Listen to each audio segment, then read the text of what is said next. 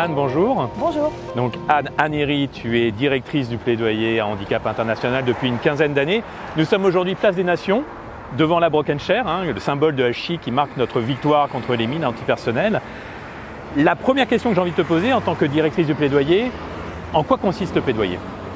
Alors le plaidoyer, il y a une définition que j'aime bien, c'est le lobbying pour une juste cause. Plus concrètement, en fait, notre objectif, c'est d'essayer d'obtenir des changements politiques sur des causes sur lesquelles Handicap International travaille.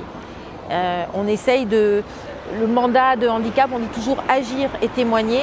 Le plaidoyer, ça va un petit peu plus loin que témoigner, c'est-à-dire, oui, on témoigne des situations qu'on voit sur le terrain, pauvreté, catastrophes naturelles, conflits, et on témoigne pour essayer de faire bouger des politiques qui s'attaquent à la cause des problèmes.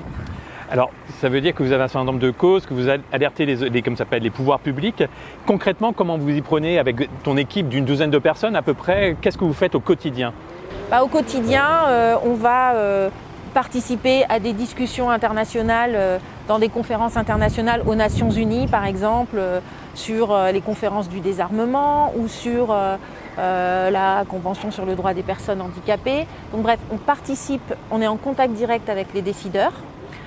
Donc soit dans des grandes conférences, soit en bilatéral, on va les rencontrer. Une de nos autres activités qui est vraiment essentielle, c'est rassembler ce qu'on appelle l'evidence, en gros construire nos argumentaires.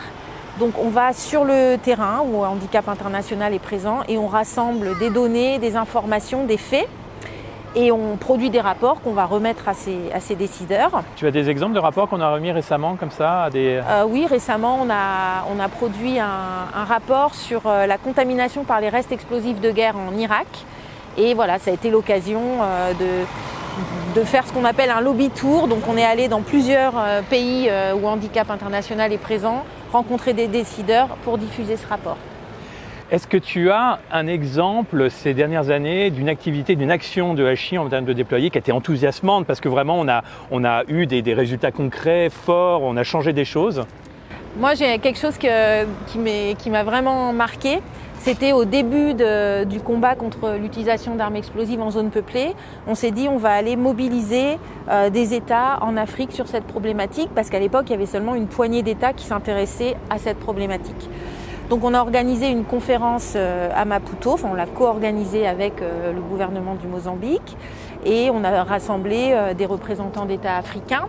Et on ne savait pas vraiment, pour eux la thématique était nouvelle et on s'est dit ce serait bien qu'on leur fasse signer à la fin un communiqué commun. Mais c'était très ambitieux comme objectif et en fait tout au long de ces 3 jours, on a réussi à aller les voir un par un, à travailler ensemble sur un texte.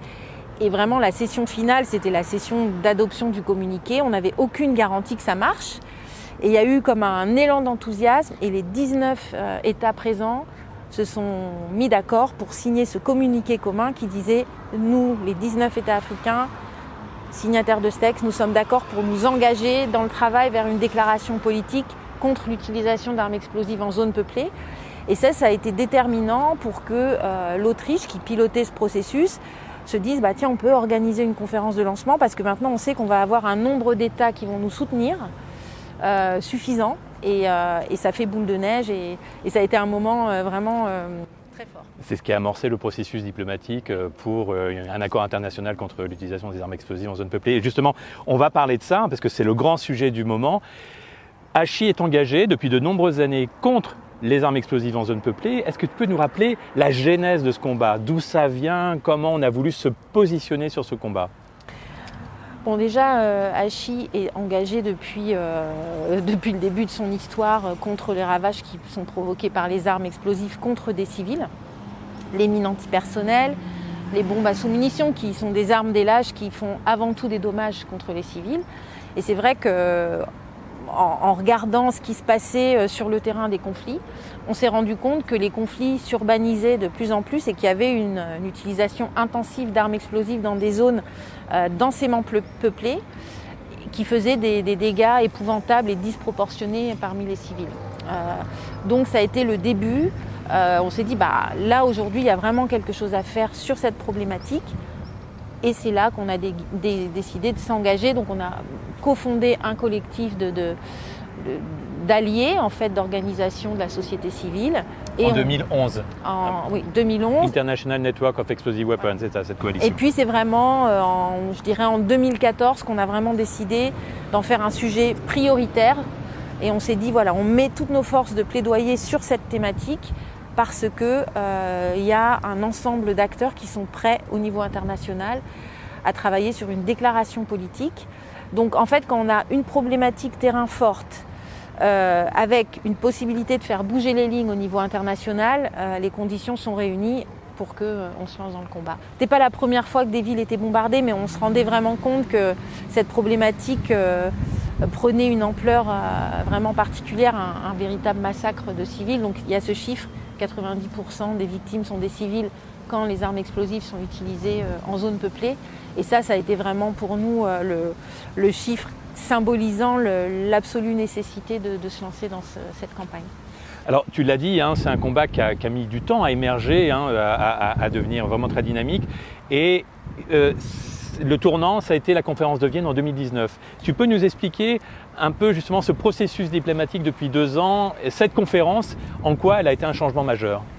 En fait, Vienne, ça a été le moment où en fait les États, donc qui jusqu'à présent, il y avait des discussions, je dirais, qui étaient informelles et non officielles. Soudain, en 2019, l'Autriche a dit « J'invite tous les États qui le souhaitent à se rassembler à Vienne pour discuter d'une déclaration politique contre l'utilisation d'armes explosives en zone peuplée ». Et donc, quand on est allé à Vienne, on ne savait pas combien il y aurait d'États. C'est vrai, on ne savait pas, est-ce qu'il y en aurait 20, est-ce qu'il y en aurait 50 ? C'était un petit peu le point d'interrogation. Et en fait, quand on est arrivé à Vienne, en novembre 2019, il y avait 130 États présents. Et on l'a su un peu au dernier moment parce que les États se sont inscrits le vendredi pour le lundi. Enfin, je pense qu'il y a eu beaucoup de tractations dans les États. Mais là, ça nous a montré à quel point ce travail avait de l'intérêt. Alors, ce n'était pas que des États qui étaient prêts à soutenir, mais ça montrait que c'était une problématique qui avait vraiment de l'intérêt pour les États. Et donc, à partir de ce moment-là, les États ont été d'accord pour commencer à discuter. Et donc, c'est là qu'on a commencé à poser les bases de ce qu'il y aurait dans cette déclaration politique.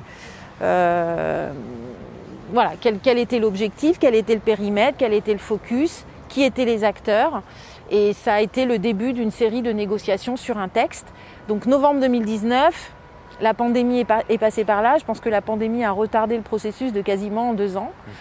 Et là, juin 2022, on va avoir le texte final de la déclaration politique. Alors, qu'est-ce qu'on pense de ce texte final et qu'est-ce qui reste à faire après? Alors, le texte final, forcément, nous, au début, on se disait on veut un texte qui mette fin à l'utilisation d'armes explosives en zone peuplée.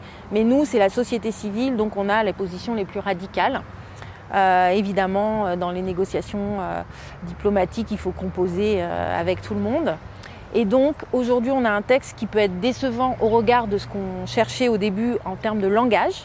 C'est-à-dire qu'on n'a pas mettre fin, on n'a pas éviter, on a restreindre ou se réfréner. Donc, un peu de l'eau tiède, mais en même temps, il faut voir d'où on part. Donc, on a quand même une reconnaissance de tous ces États qu'il y a un vrai problème humanitaire posé par l'utilisation d'armes explosives en zone peuplée. On a un engagement à se restreindre dans l'usage et on a aussi un engagement à se réunir régulièrement pour mesurer comment les politiques et pratiques militaires changent pour mieux protéger les civils. Donc on a une base de travail qui va nous permettre d'améliorer les pratiques et de mieux protéger les civils. Alors pour toi, c'est une avancée majeure, c'est évident. C'est une avancée majeure. Ouais. D'accord. Alors, le 17 juin, on a cette conférence, le texte sera présenté, final, et c'est quoi la suite du scénario? Alors, la suite du scénario, maintenant, c'est... On attend on n'attend pas, on est très engagé pour faire en sorte qu'un maximum d'États signent le texte. Et normalement, dans une conférence qui doit venir 3-4 mois après. Oui, il y aura une conférence d'adoption, donc là, ça va être un peu officiel. Mais la conférence d'adoption, c'est un moment où on va mesurer le soutien initial, mais après, il y a d'autres États qui pourront rejoindre au fur et à mesure. Donc ça, ce travail, on appelle l'universalisation. Nous, la société civile Handicap International, on sera engagé dedans à fond. Et puis, on va mettre en place, on est en train de mettre en place ce qu'on appelle un monitor, donc un outil qui va mesurer les changements politiques. Donc en fait, à chaque fois qu'il y aura une réunion de tous les États, nous, société civile, on aura rassemblé des éléments sur quelles pratiques ont changé, on va mesurer le nombre de victimes et on va mettre les États face à leurs responsabilités par rapport à leur respect des engagements du texte. Alors pour expliquer, le monitor, ça c'est un rapport d'observation annuel qui rend compte des exactions, des utilisations des armes explosives avec des chiffres, comme on fait avec les mines antipersonnelles voilà. et les sous-munitions. C'est très important que ce soit produit par une entité indépendante, donc la société civile, pour que les chiffres s'imposent aux États et que personne ne puisse être accusé de manipuler les chiffres. Donc ce n'est absolument pas la fin de l'histoire.